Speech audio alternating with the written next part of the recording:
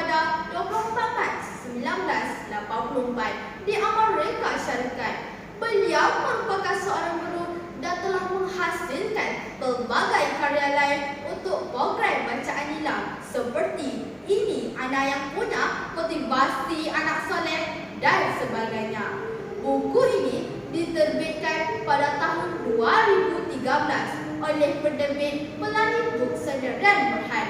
Buku ini merupakan sebuah novel kanak-kanak mengandungi 60 muka surat dengan sasaran pembaca berusia 9 hingga 15 tahun.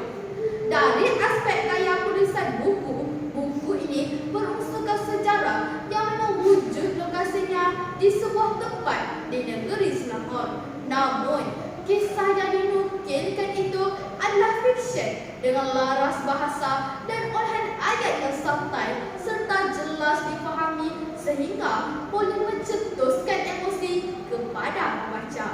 Beralih kepada sinopsis, buku ini mengisahkan sekumpulan pelajar universiti mahu menjalankan tugas sejarah yang diberikan oleh pensyarah mereka. Sazali menceritakan pengalamannya ketika berusia 11 tahun. Ia pernah berada dalam sebuah istana lama yang terletak di kampungnya Jugra. Dengan penuh debaran, dia menceritakan situasi yang berlaku semasa dia dan dua orang sahabatnya cuba meneroka kawasan istana lama itu untuk mencari peti besi yang menjadi buah mulut penduduk kampungnya.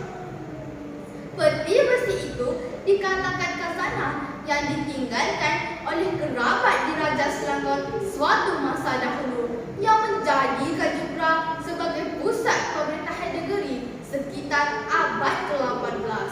Tanpa diduga, mereka bertiga ditimpa musibah yang menjadikan Sazali dan sahabat-sahabatnya itu tidak lagi berani untuk mendekati kawasan istana itu. Sejurus diselamatkan oleh penduduk kampung yang menyedari kehilangan mereka.